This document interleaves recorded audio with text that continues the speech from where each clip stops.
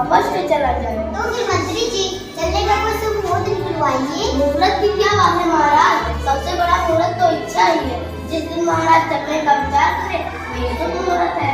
सवारी का प्रबंध भी तो होना चाहिए। हाँ महाराज, सवारी का प्रबंध तो होना ही चाहिए। गंगा जी बहुत दूर है, परंतु सवारी के यहाँ आपके यहाँ क्या कमी है?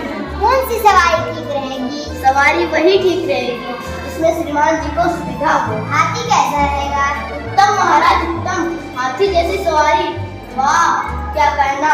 आनंद से चले जा रहे हो, जहाँ ठहरना चाहे ठहर सकते हैं। राजाओं की सवारी तो हाथी ही है। हाथ से औदा कसा हो, राजा की सवारी चली जा रही हो, आगे पीछे नौकर चाकर साथ सामान लिए चले जा रहे हो, दूर से देखने वाले देखे कोई बड़ा रईस चला रहा है।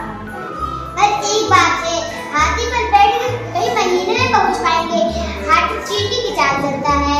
सो तो है ही महाराज, हाथी से सुस्त जानवर दूसरा नहीं। तो फिर ऊंट? ऊँट ठीक है महाराज, कोसों की मंजिल एक दिन में पूरी करने के लिए ऊँट से बढ़कर कोई सवारी नहीं। ऊंट पर एक बात है, ऊंट पर बैठे बैठे ऊपर निकल आएगा, कमर तो टूट ही जाएगी। ऊंट पर बनाता भी बहुत है।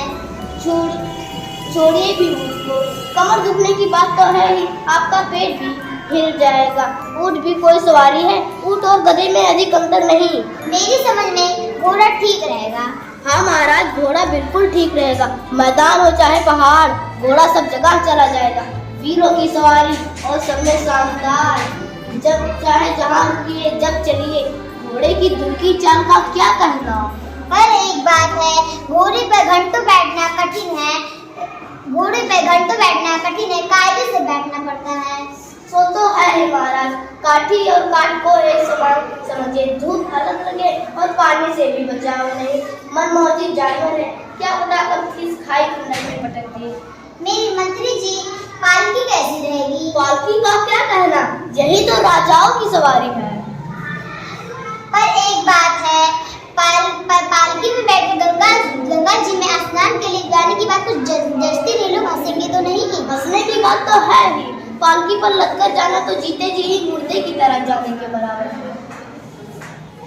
मंत्री जी, तो कोई सवारी ठीक ही नहीं बैठती, तो फिर गंगा जी के स्नान के लिए जाने की बात रहने ही दे। उत्तम विचार महाराज, घर में ही सब आनंद है। कहा भी गया है, मन चंगा तो कठौती में गंगा। इसे ही कहते हैं झूठ मूठ हाथ मिलाया, बच्चों तुम्हें